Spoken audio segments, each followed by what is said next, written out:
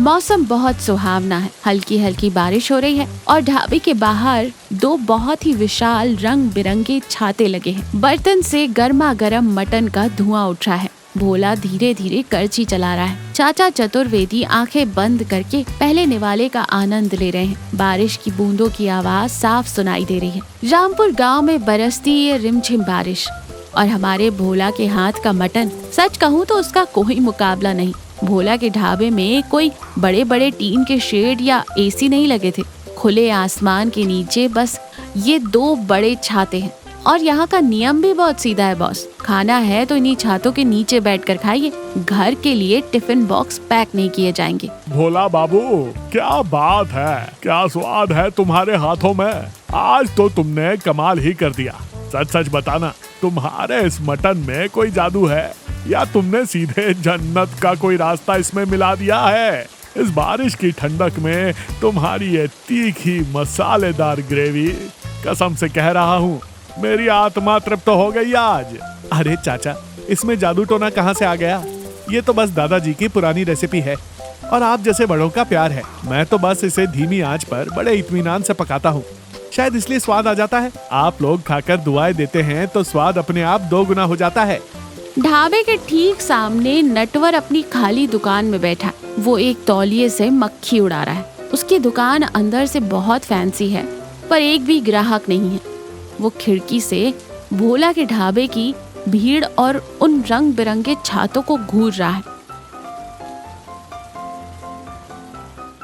पागल, इस गांव के लोग पूरी तरह से पागल हो गए हैं। मेरी दुकान में फर्स्ट क्लास पंखे लगे हैं, बैठने के लिए गद्देदार कुर्सियां हैं, शीशे की मेजें हैं, फिर भी यहाँ कोई झांकने नहीं आता। और उस भोला के पास क्या है? 2 टेंट जैसे छाते तान लिए हैं और लोग इस बारिश में उस कीचड़ में बैठकर हड्डियां चूस रहे हैं। पक्का इसने मटन में कोई नशीली जड़ी बूटी मिलाई है, वरना इस बारिश में कीचड़ में सामने कौन जाएगा? कुछ तो करना पड़ेगा इसका। नटवर एक गहरी सांस लेता है, अपनी मूंछों पर हाथ फेरता है। धीरे धीरे उसके चेहरे का गुस्सा गायब हो जाता है और एक कुटिल मुस्कान आ जाती है। उसकी आंखों में एक आइडिया चमकता है। नहीं नटवर, गुस्सा करने से काम नहीं चलेगा। ओहो, तो गांव वालों को छाते के नीचे बैठकर खाना पसंद है, खुले आसमान का मजा चाहिए। ठीक है, अब मैं भी इनको छाता दूंगा, उससे भी बड़ा छाता, सुपर डिलक्स छाता। फिर देखता हूँ ये लोग उसके पास कैसे जाते हैं। अगले दिन नटवर ने अपनी दुकान के बाहर भोला से भी बड़े 3 अजीब से लाल रंग के छाते लगा लिए। चाचा चतुर्वेदी भोला के ढाबे की तरफ जा रहे हैं और नटवर दौड़कर उनका रास्ता रोक लेता है। अरे चाचा, रुकिए रुकिए, कहाँ जा रहे हो उस कीचड़ वाले ढाबे में? इधर आओ, आज आपके नटवर ने भी आपके लिए स्पेशल छाता सिस्टम चालू किया है और आपके लिए एक बम्पर ऑफर भी है। 1 प्लेट मटन खरीदो, दूसरी प्लेट एकदम फ्री। आइए आइए, मेरे छाते के नीचे बैठिए। चाचा चतुर्वेदी संदेह की नजरों से नटवर और उन लाल छातों को देखते हैं। 1 पर 1 फ्री? अरे नटवर बेटा, जब पकाने वाले की नियत में खोट होता है ना, तभी खाने में ऐसे डिस्काउंट मिलते हैं। खैर, तू इतना जोर दे रहा है और छाता भी बहुत बड़ा लगाया है, तो ला, आज तेरा मटन भी चख लेते हैं। नटवर बहुत खुश होकर चाचा को बिठाता है और मटन की प्लेट लाता है। चाचा एक पीस मुंह में डालते हैं और उनका चेहरा बुरी तरह बिगड़ जाता है। वो पीस को चबा भी नहीं पाते, वो रबर की तरह खिंच जो रहा था।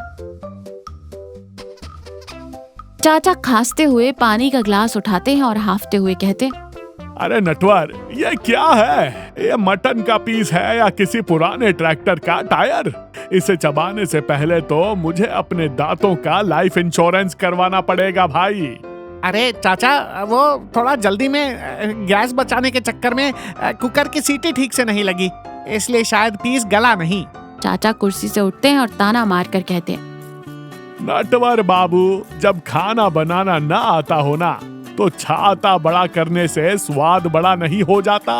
कुकर की सीटी नहीं, तेरे दिमाग की सीटी बज गई है। मेरी तो जान ही ले ली थी आज। फिर गुस्से से बड़बड़ाते हुए भोला के ढाबे की तरफ चले जाते हैं। नटवर झुंझलाते हुए अपनी कुर्सी पर लात मारता है। बाहर तेज बारिश हो रही है। भोला और शांति अगले दिन के लिए मसाले कूट रहे हैं। दोनों बहुत शांति से अपना अपना काम कर रहे हैं। तभी दरवाजे पर खटखटाने की आवाज आती है। नटवर भीगता हुआ अंदर आता है। उसने ऐसा चेहरा बनाया है जैसे वो रो पड़ेगा। भोला हैरानी से अपनी जगह से उठकर कहता है, अरे नटवर भाई, इतनी रात को इस बारिश में क्या हो गया? सब कुशल मंगल तो है? कहाँ कुशल मंगल भोला भाई, मैं तो बर्बाद हो गया। मेरा भोजनालय बिल्कुल नहीं चल रहा, सारा पैसा डूब गया। कर्जा इतना बढ़ गया है कि अगर 2 दिन में दुकान नहीं चली तो मुझे अपना सब कुछ बेचकर ये गांव छोड़ना पड़ेगा। मुझे कोई रास्ता नजर नहीं आ रहा भाई, मैं सड़क पर आ गया हूँ। हिम्मत रखो नटवर भाई, व्यापार में उतार चढ़ाव तो आते रहते हैं। ऐसे गांव छोड़ने की बात क्यों करते हो?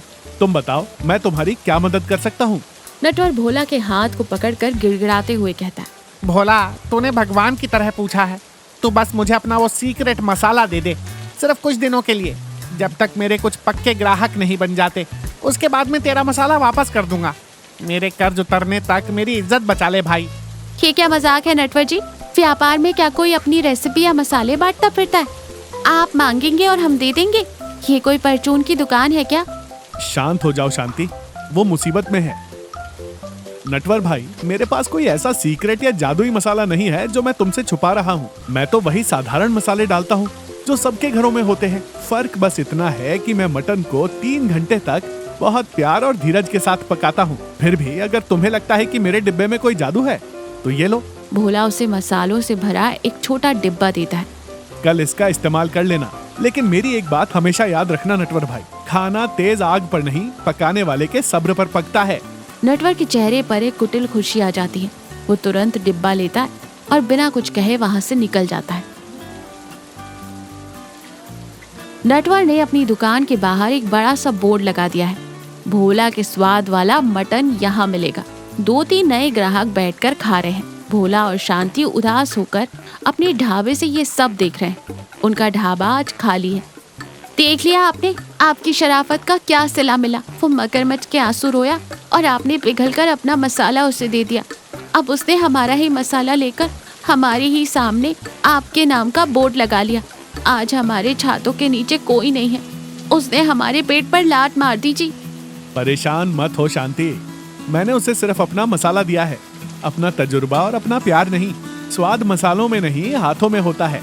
थोड़ी देर सब्र कर, फिर देख क्या होता है। अचानक नटवर के छाते के नीचे बैठे ग्राहक खांसने लगते हैं, पानी थूकते हैं और गुस्से से चिल्लाने लगते हैं।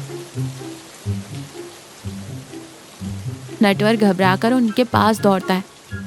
ये क्या बकवास है नटवर? बाहर से मसाले की खुशबू तो बहुत अच्छी आ रही है, लेकिन अंदर से मटन का पीस बिल्कुल कच्चा है और ग्रेवी तो एकदम पानी जैसी है। नमक मिर्च का कुछ अता पता ही नहीं है। चलो रे सब, अपना भोला भाई के पास ही चलते हैं। ये आदमी भोला का नाम खराब कर रहा है। सारे ग्राहक गुस्से में उठकर भोला के छाते के नीचे आकर बैठ जाते हैं। नटवर अपने उस बड़े छाते के नीचे बिल्कुल अकेला है। उसे समझ नहीं आ रहा कि आखिर हुआ क्या। भोला धीरे धीरे बारिश में चलते हुए नटवर के पास आता है। तू मेरी हालत देखकर हंसने आया है ना भोला? तूने जानबूझकर मुझे कल रात गलत मसाला दिया था ना? तू मुझसे जलता है। तूने मुझे बहुत बड़ा धोखा दिया है। नटवर भाई, मैंने तुम्हें वही असली मसाला दिया था जो मैं रोज इस्तेमाल करता हूँ। उसमें रत्ती भर भी खोट नहीं था। लेकिन कल रात मैंने तुमसे एक बात कही थी, याद है? खाना आग पर नहीं, सब्र पर पकता है। तुमने मसाला तो ले लिया, लेकिन तुमने सोचा कि गैस की आंच फुल करके आधे घंटे में खाना निपटा दूं और जल्दी जल्दी पैसे कमा लूं, है ना? मटन को ऐसे जल्दबाजी में पकाओगे तो वो कैसे गलेगा भाई? नटवर चुपचाप सुन रहा है। उसकी आंखों से आंसू बह रहे हैं। उसे अपनी गलती का गहरा एहसास हो रहा है। हम जो ये रोज खाना बनाते हैं ना नटवर भाई, ये सिर्फ पेट भरने का धंधा नहीं है।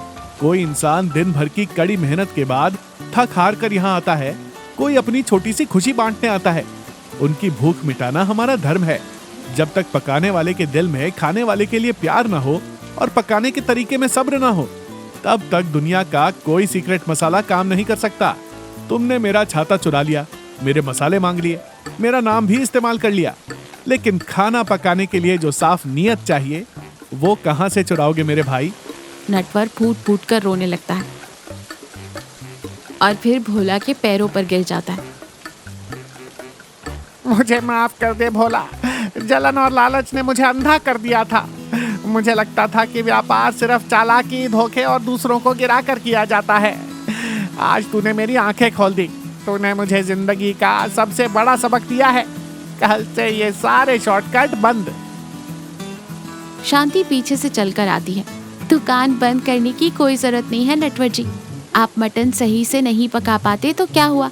मैंने गांव वालों से सुना है कि आपके हाथों की दाल फ्राई का तड़का बहुत ही गजब का होता है। आप उसी से शुरुआत क्यों नहीं करते? मटन खाने वाले हमारे छाते के नीचे आ जाएंगे और दाल चावल शाकाहारी खाने वाले आपके छाते के नीचे। दोनों का व्यापार चलेगा। नटवर बहुत हैरानी से भोला और शांति को देखता है। भोला मुस्कुराते हुए अपना सिर हिलाकर सहमति देता है। उनकी इस अच्छाई को देखकर नटवर को एक नई उम्मीद मिलती है। तुम दोनों बहुत अच्छे इंसान हो भोला। मैं वादा करता हूँ आज के बाद मैं कभी किसी से ईर्ष्या नहीं करूँगा। अपनी खुद की मेहनत और पूरी ईमानदारी से काम करूँगा। तभी चाचा जी अपनी टेबल पर से जोर से चिल्लाते हैं। अरे भोला बाबू, तुम दोनों अपनी ये पंचायत बाद में फुर्सत में कर लेना। पहले इधर एक प्लेट मटन और भिजवाओ। बारिश तेज हो गई है और मेरी भूख भी तेज हो गई है। चारों ठहाका मारकर लगातार हंसते हैं। बारिश की बूंदें दोनों ढाबों की छतों पर गिर रही हैं। माहौल बहुत ही खूबसूरत है।